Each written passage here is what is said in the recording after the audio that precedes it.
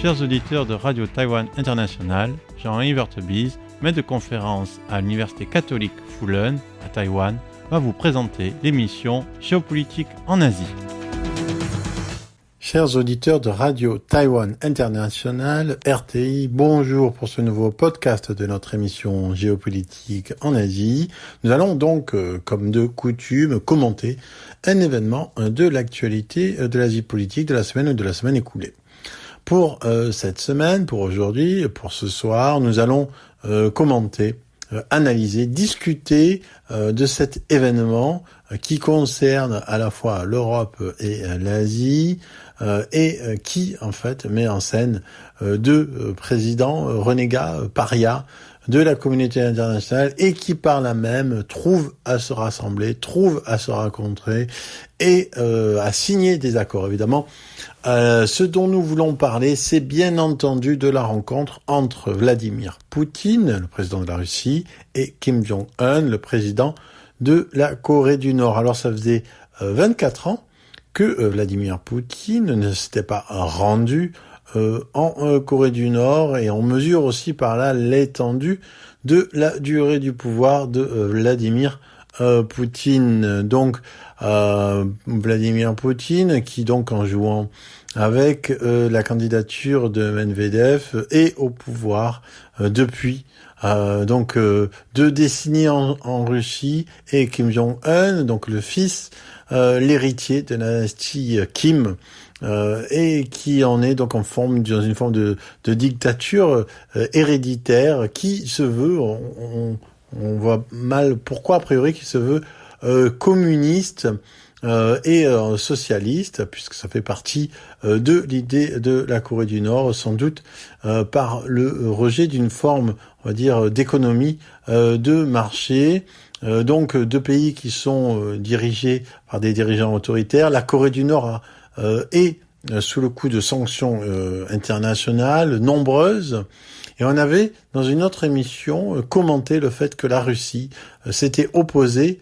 à la venue d'inspecteurs de l'ONU pour s'assurer du bien suivi de ces sanctions. Donc on sait que la Corée du Nord est sous le coup de sanctions du fait de son programme nucléaire et balistique qui menace l'ensemble de la région, qui menace la Corée du Sud, qui menace le Japon, d'autant que la Corée du Nord a détruit certains bâtiments emblématiques de son entente avec la Corée du Sud. La Corée du Nord a il y a peu affirmé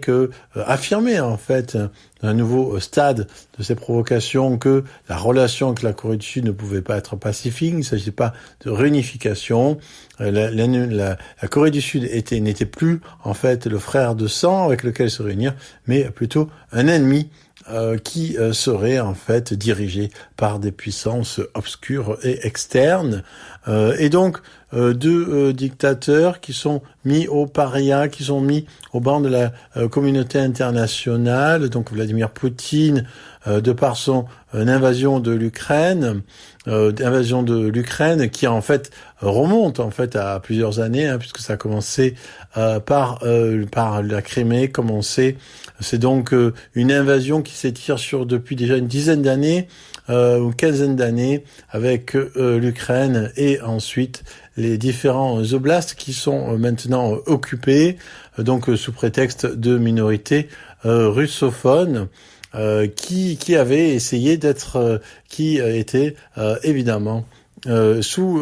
on va dire dans un processus de rattachement à l'État ukrainien, et donc un conflit avec l'Ukraine, de la Russie, conflit violent, conflit qui dure tous les jours, des bombes qui tombent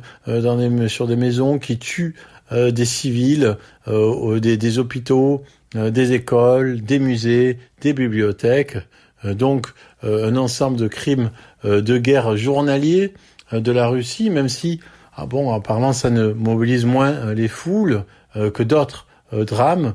qui se jouent dans d'autres parties du monde. Donc la Russie Et à cause de ça, sous le coup de sanctions internationales économiques, afin de punir son économie, afin qu'elle ne puisse pas continuer à soutenir son effort de guerre contre l'Ukraine, alors qu'en violant la souveraineté d'un pays dont les frontières sont reconnues par tout le monde. On avait parlé la dernière fois du droit d'ingérence, dans la manière dont la Chine en fait bafouait le droit d'ingérence en disant que c'est son principe fondamental, mais quand la Russie envahit un pays tiers, le droit d'ingérence n'est plus important quand c'est les États-Unis qui envahissent un pays tiers ou qui en tout cas font une opération spéciale dans un pays tiers comme en Irak. Là, c'est horrible, mais quand c'est la Russie, c'est tout à fait naturel. Donc souvent, on aime parler comme ça de double standard. La Chine aime beaucoup parler de double standard en disant que l'Occident a des doubles standards, mais en fait, la notion de double standard est vraiment la plus répandue qui soit. Donc, qu'est-ce qui est en jeu dans cette réunion entre la Russie et la Corée du Nord? Ben justement ça déjà,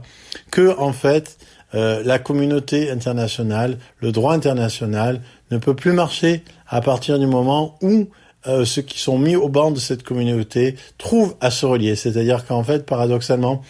plus il y a des États qui ont un comportement illibéral par rapport à leur population, par rapport au reste du monde, plus il y a des États qui sont agressifs, qui ne respectent pas les règles du droit international, plus ces États, parce qu'ils sont mis au banc de la communauté internationale, vont trouver à se lier. Et donc, finalement, c'est d'une certaine manière le nombre qui joue en leur faveur. La Corée du Nord avant était isolée, puis la Chine, l'émergence de la Chine a permis de survivre et en fait de continuer son programme militaire. Puis la Russie fait partie maintenant de ce même groupe et auquel aussi se rattache l'Iran. Donc on est vraiment dans une situation extrêmement compliquée. Et si on regarde ce paysage un peu global, on va pas rentrer dans la théorie du complot, on va pas parler de concertation, mais on voit que la Russie attaque l'Europe via l'Ukraine, l'Iran attaque donc Israël via la Palestine, et le peuple palestinien souffre, est le premier à souffrir de ça, et la Chine accroît la pression sur Taïwan, vers Kinmen, et journalière sur les Philippines. Donc on a quand même une sorte de volonté de déstabiliser les grandes puissances occidentales, de saper un peu l'ordre mondial en fait détournant les sanctions internationales, en réunissant, en fait, en créant des ponts qui sont par-dessus ces sanctions internationales et qui donc se trouvent finalement dépourvus d'efficacité. Et donc le problème donc de cet accord, de cette rencontre, qu'est-ce qui s'est passé donc dans la rencontre entre Vladimir Poutine et Kim Jong-un? Donc ils ont signé un accord de défense, qui rappelle celui entre l'Union soviétique et la Corée du Nord dans les années 60. Un accord de défense. On sait que la Russie a besoin de munitions dans sa guerre contre l'Ukraine. Et évidemment, la Corée du Nord, qui est privée de tout, a besoin d'absolument tout, dont des technologies qui, évidemment, lui permettent de continuer son programme militaire, son programme balistique, qui lui permet donc de menacer l'Asie et de faire pression sur les pays alentours. Donc dans cette relation, dans ce nouveau traité entre la Corée du Nord et la Russie, il y a aussi un accord de défense mutuelle et c'est extrêmement important dans la mesure où les deux pays sont des économies de guerre tournées vers la production militaire plus que tournées vers leur propre population et aussi par là même ça crée un axe Poutine, Kim Jong-un, ça crée un axe Russie, Corée du Nord, qui est aussi, pour la Chine d'ailleurs, assez problématique, hein, et ça il faut voir comment ça évolue du côté chinois, puisque la Chine en fait se voulait le seul garant en fait la seule soupape de sécurité de la Corée du Nord et ça lui permettait d'avoir en fait une mainmise sur le pays. Si maintenant la Russie permet à la Corée du Nord de respirer militairement, économiquement, etc., évidemment, ça amoindrit le pouvoir de la Chine sur la Corée du Nord, même si on peut dire que en masse, en termes de coalition, cela renforce la coalition Chine-Russie, Corée du Nord contre Corée du Sud, Japon, États-Unis, Taïwan, mais aussi pour la Chine, c'est quelque chose qui peut être vu d'un mauvais œil.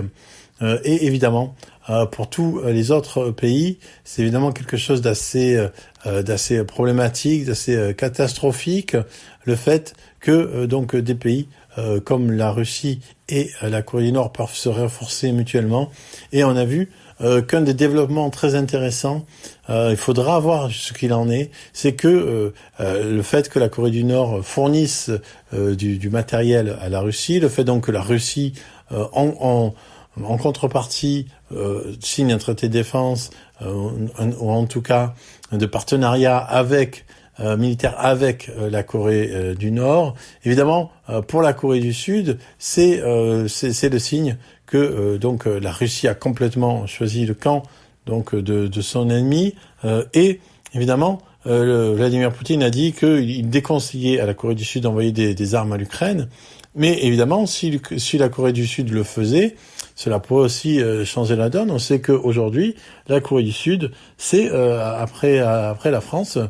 un des très grands exportateurs d'armement. Tout ce qui est l'armement de la Corée du Sud, lié évidemment à sa production manufacturière en termes de voitures, etc., est extrêmement importante. Donc, on voit aussi une forme très intéressante de globalisation et on peut le dire d'asianisation de ce conflit européen Russie Ukraine qui en fait trouve sa dimension asiatique avec cette double mobilisation interposée et différenciée de la Corée du Nord et de la Corée du Sud à suivre donc. C'était Jean Evertebise dans son émission Géopolitique en Asie pour RTI.